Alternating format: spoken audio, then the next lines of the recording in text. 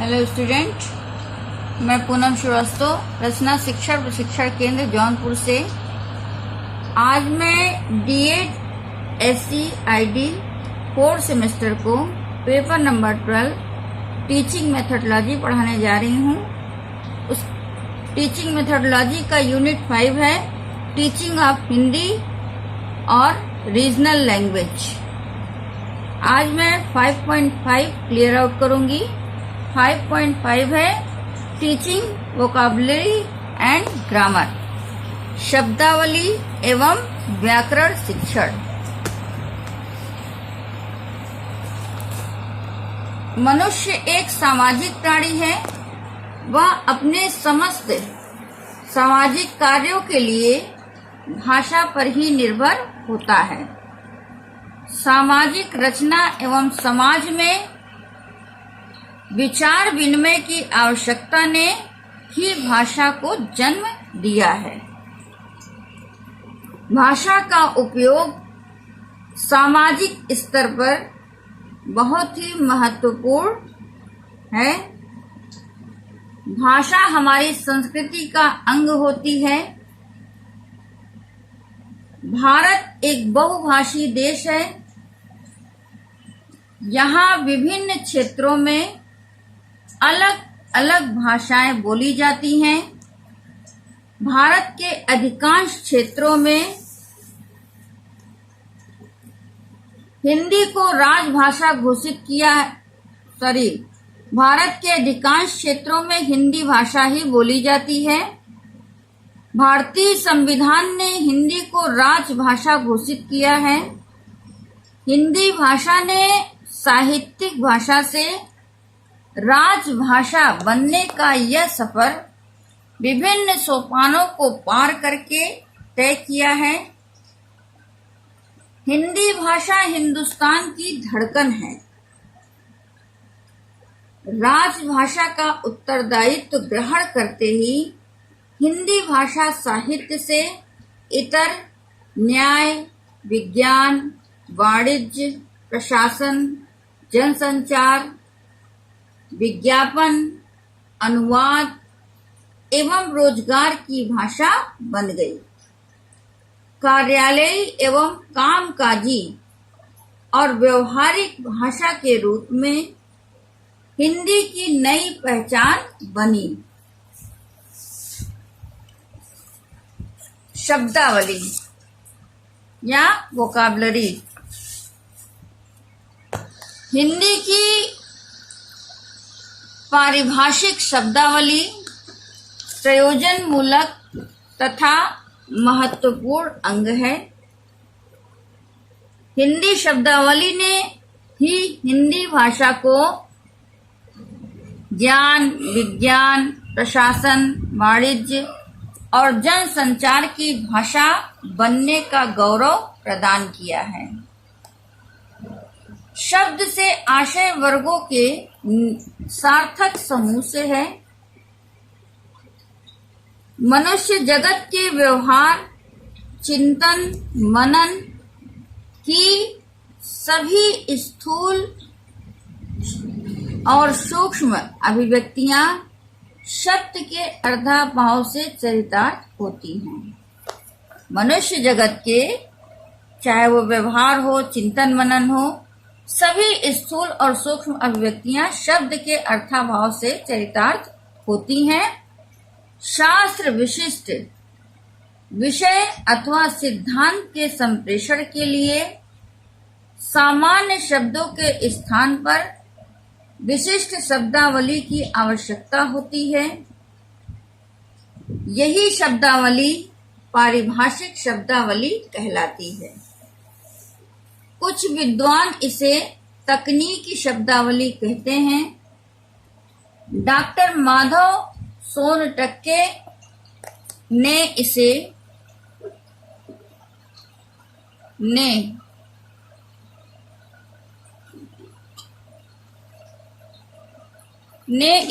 ज्ञान विज्ञान की असीम सीमा परिधि को व्यक्त करने वाली शब्दावली कहा है। शब्दावली पारिभाषिक शब्दों का समूह है पारिभाषिक शब्द विद्वानों द्वारा परिभाषित किए जाते हैं।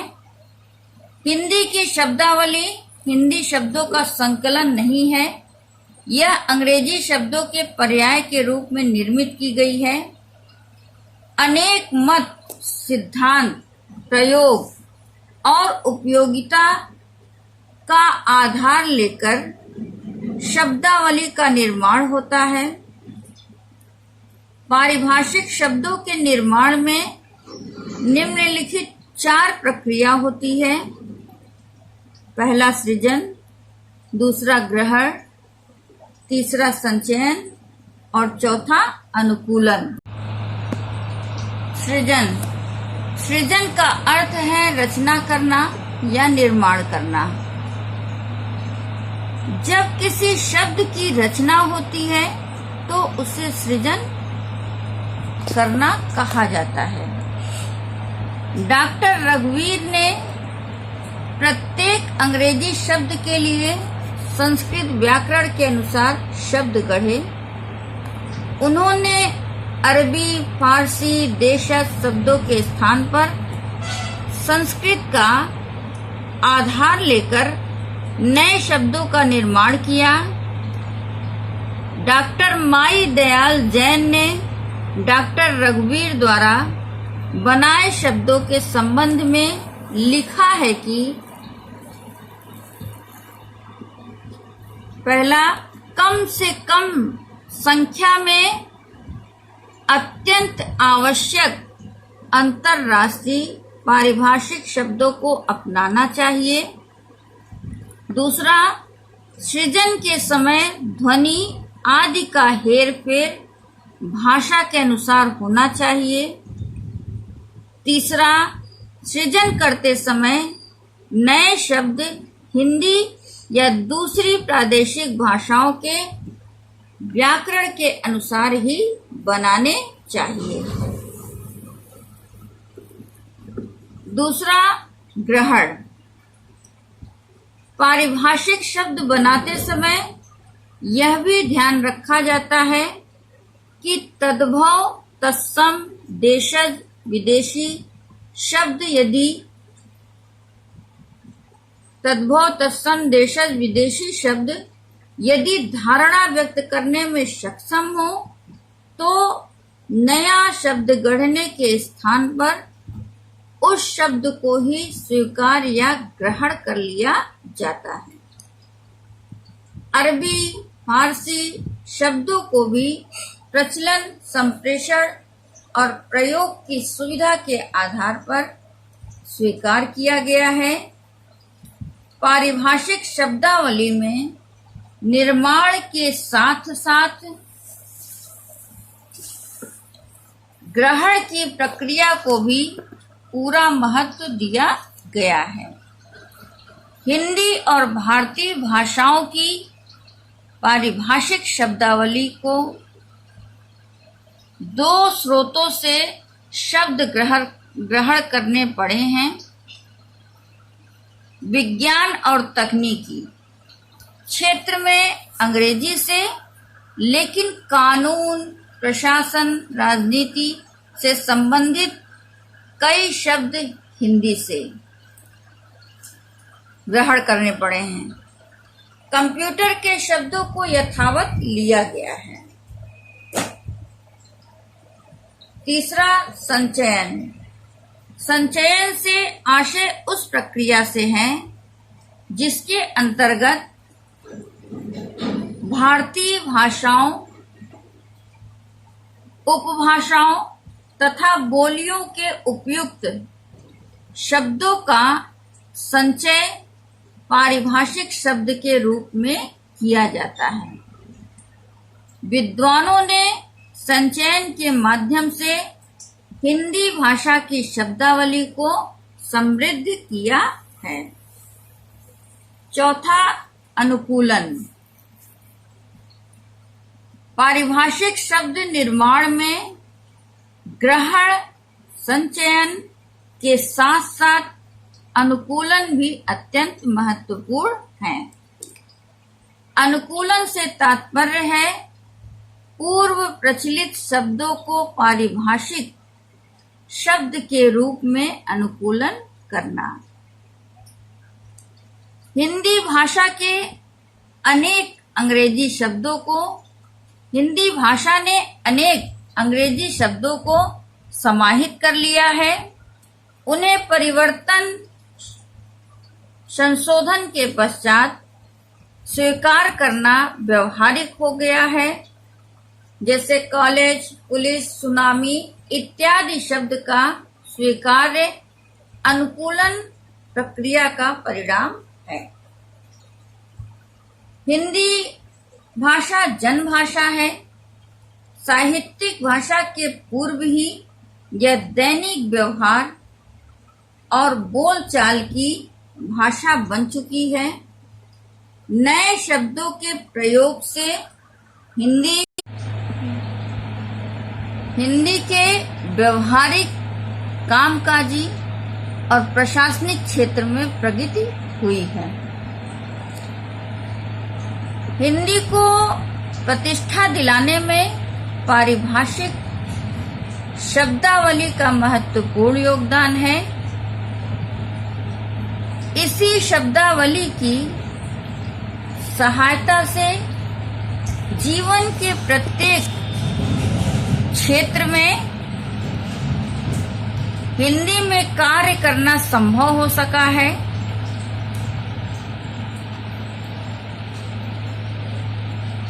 इसी जो हिंदी की पारिभाषिक शब्दावली है, उसी की सहायता से जीवन के प्रत्येक क्षेत्र में हिंदी में कार्य करना संभव हो सका है, क्योंकि आज हिंदी हमारे कार्य क्षेत्र की भाषा बन चुकी है।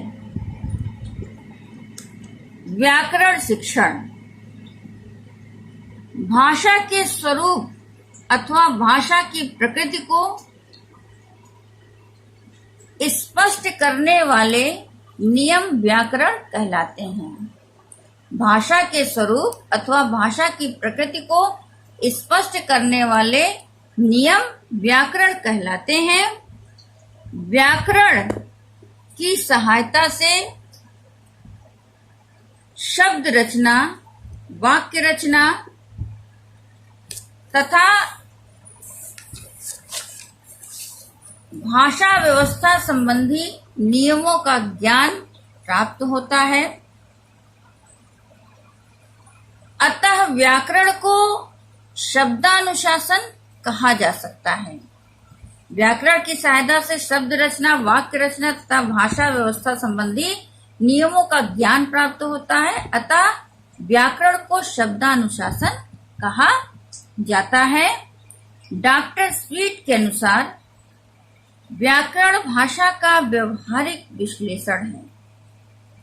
व्याकरण भाषा का व्यवहारिक विश्लेषण है।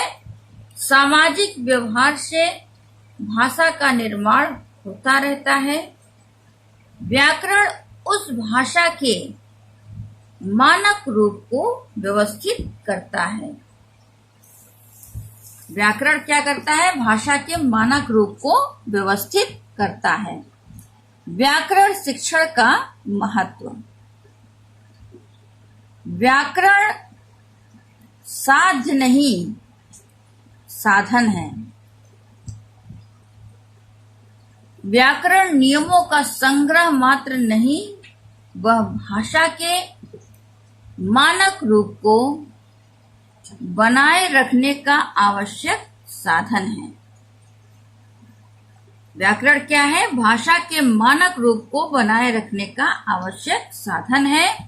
भाषा की प्रकृति, उसके ध्वनि विज्ञान, रूप विज्ञान एवं शब्द निर्माण के नियमों की जानकारी के लिए व्याकरण शिक्षण आवश्यक है।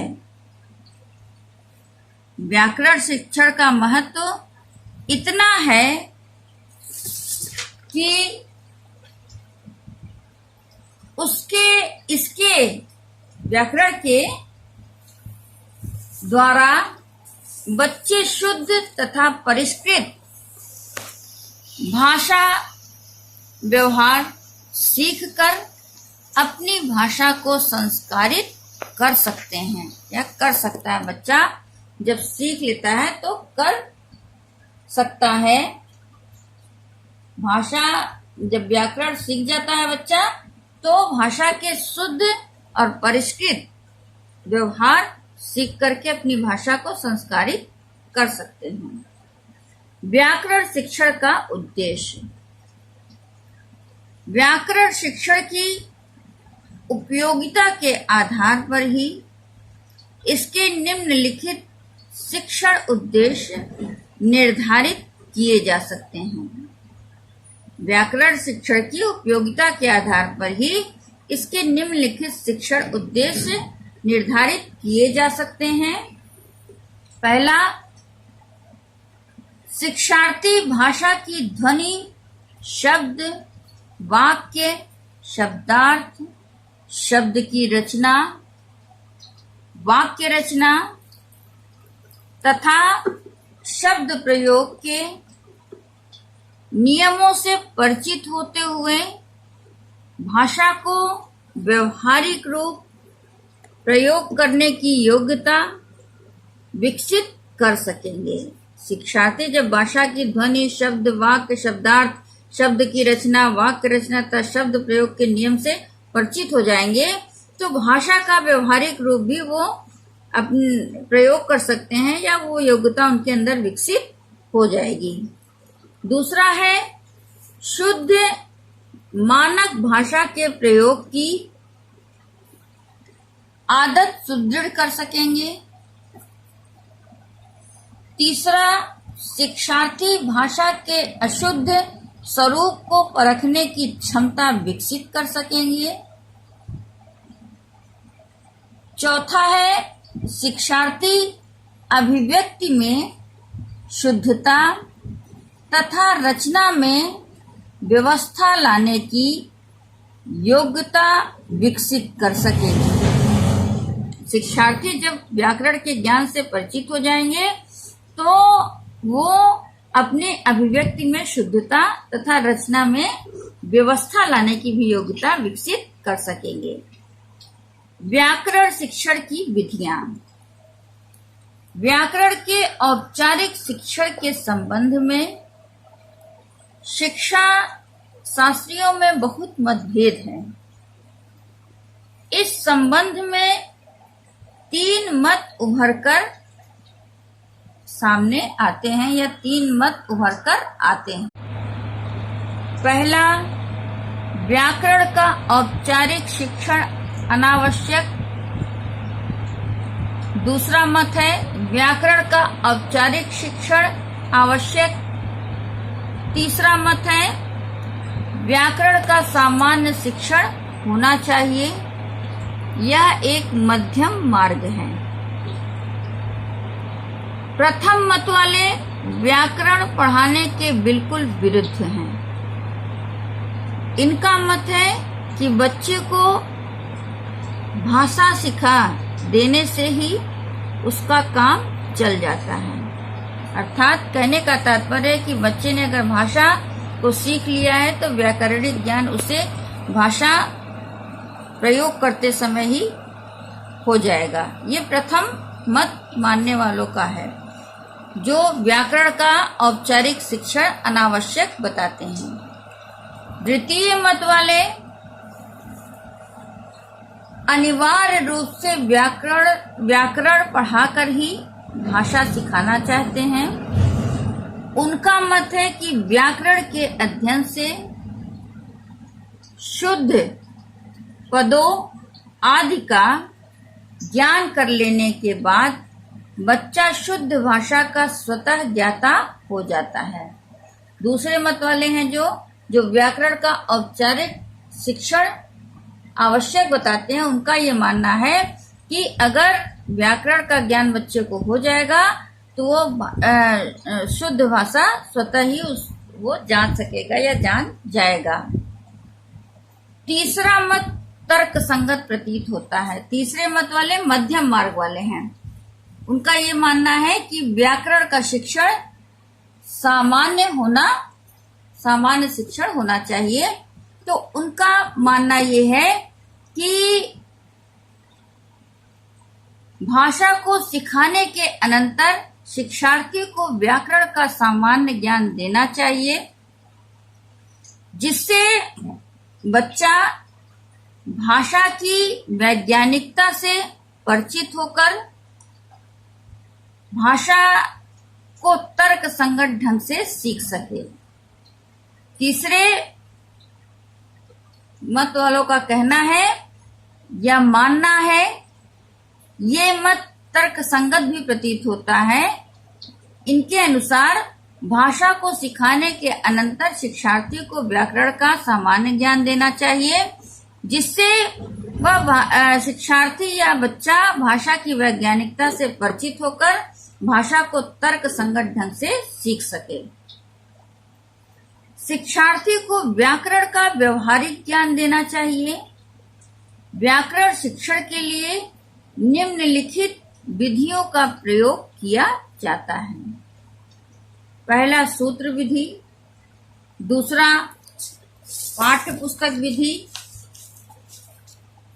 तीसरा निगमन विधि, चौथा आगमन विधि, पांचवा विश्लेषण एवं संश्लेषण विधि, छठा पाठ संसर्ग विधि इत्यादि।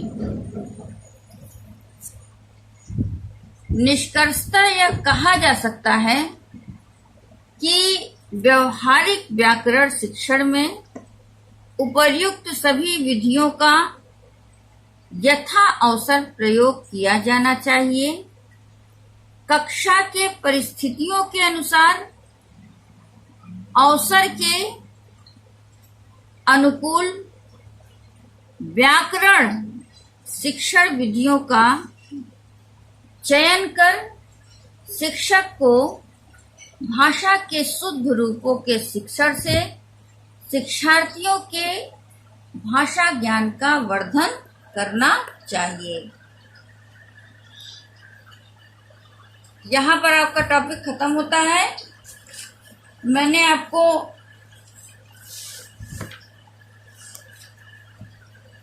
शब्दावली के विषय में बताया। शब्दावली में क्या प्रक्रिया होती है, चारों प्रक्रियाएं बताई आपको। व्याकरण के विषय में बताया, व्याकरण शिक्षण क्या होता है, उसका महत्व क्या होता है, उसकी प्रक्रिया क्या होती है, उसकी विशेषताएं क्या होती हैं और उसकी विधियां क्या होती हैं। इन सारे बिंदुओं को आप वीडियो देखकर पढ़िए और इसके बाद मैं आपको कुछ प्रश्न देना चाहती हूँ, जिसको एक असाइनमेंट के रूप में अपनी कॉपी में लिख लीजिए। पहला प्रश्न है, हिंदी भाषा शिक्षण के में पारिभाषिक शब्दावली की विवेचना कीजिए। हिंदी भाषा शिक्षण में पारिभाषिक शब्दावली की विवेचना कीजिए। दूसरा प्रश्न है, हिंदी भाषा शिक्षण में व्याकरण शिक्षण की व्याख्या कीजिए। दूसरा प्रश्न है, हिंदी भाषा शिक्षण में व्याकरण शिक्षण की व्याख्या कीजिए।